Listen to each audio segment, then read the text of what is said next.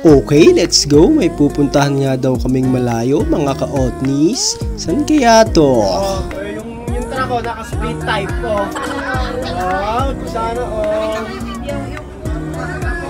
wow, dito lang meron yan sa Vietnam. Sa atin wala niyan, naka-speed type ko.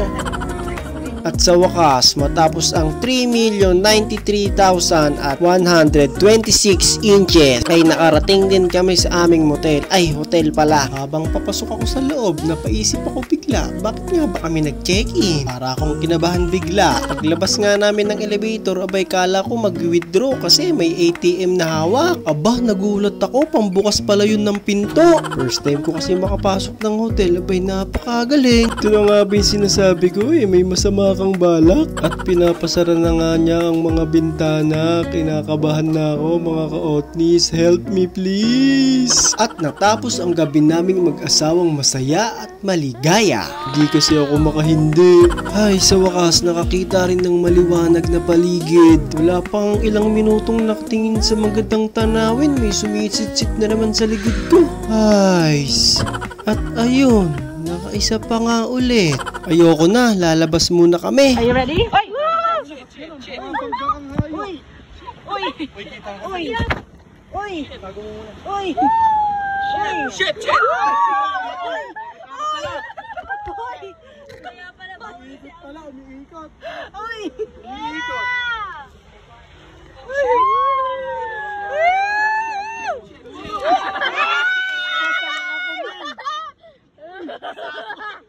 Ang babasa ito, boy. Tingnan mo yung likod ko, basang-basa. Guys din basa si ate, gilid. Panty to, panty. Boring. Boring pala Boring. Ay! Parang nga tayo nasa lugar. Takot ako mabasa.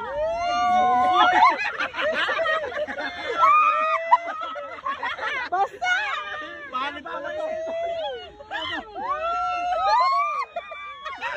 Gago, ito na sa iyan. Sa akin pala.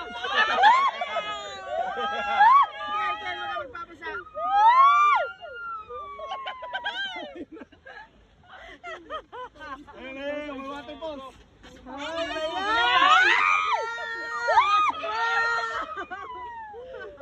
Buset!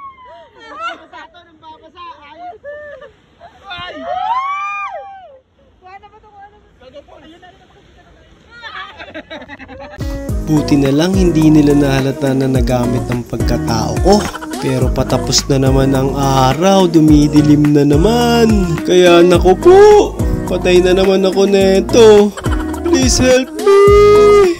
I don't know what to do anymore.